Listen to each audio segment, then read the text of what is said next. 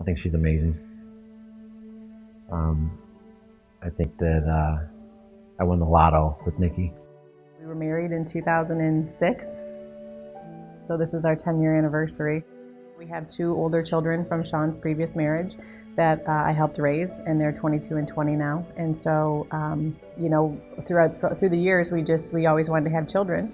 After 8 years of really trying, we went to see Dr. Abazid, and things happened. So he recommended, because of our age and how long we had been trying, to just go right for in vitro.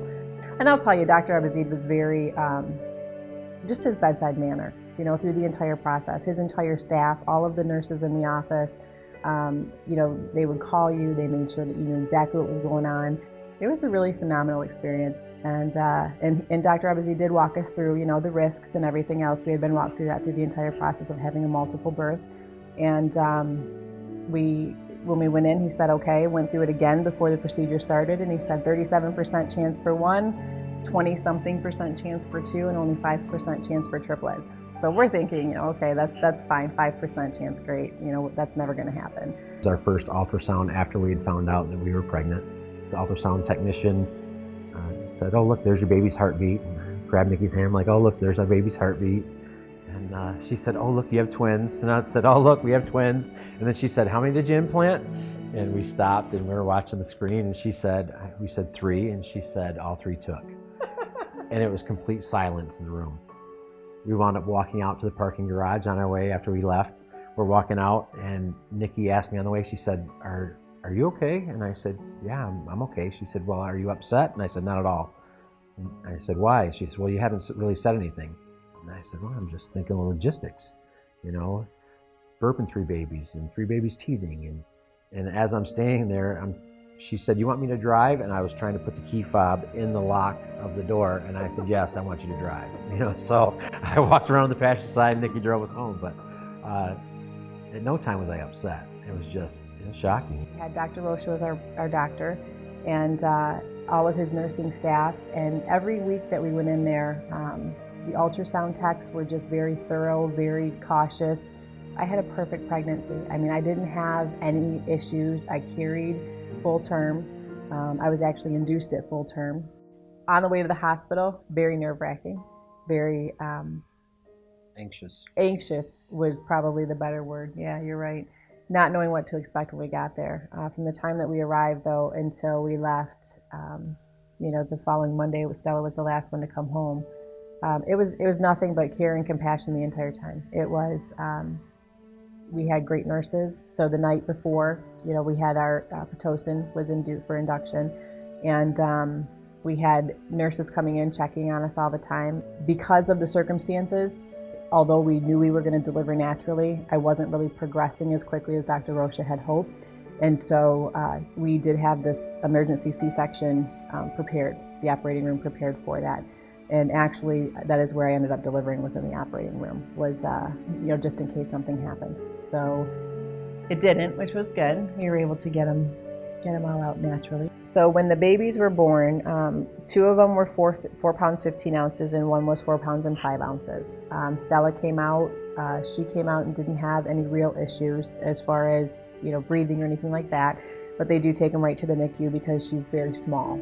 So they need to get her on things like checking her sugar, making sure that she's breathing okay, you know, all of the normal checks with a preemie. When Genevieve came, she was actually face up. And so they had to use a vacuum to help her come out of the birthing canal. And then Honor came. And Honor I had to push out. I had no contractions with him, so he was fun. When he came out, you said he wasn't breathing at first? Just for a split second. Okay. But it seems like an eternity in the delivery room. Yeah. But it was a split second, and everyone was well aware. Yep.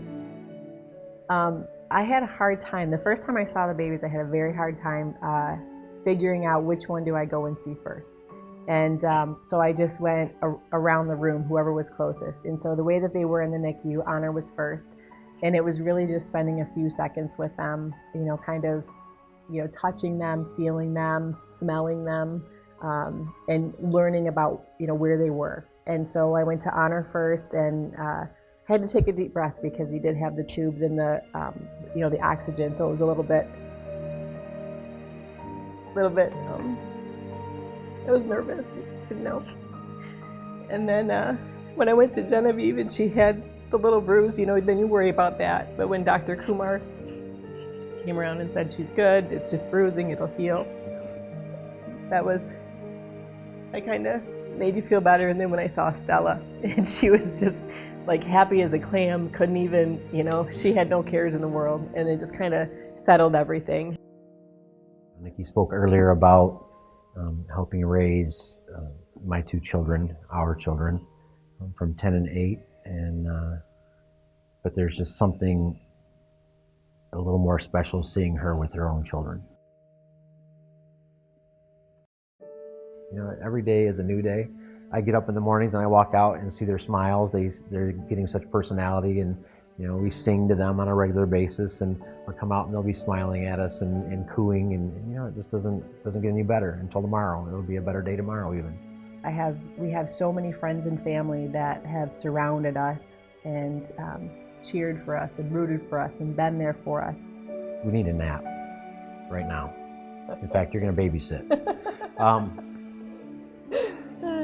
You know, it is, to me, it is semi-organized chaos at times. You know, we don't let any grass grow. Everywhere we go, people are like, "Oh, you must be exhausted," or you know, you guys aren't going to have any more. Or, but honestly, we're a good team, so we're just living life.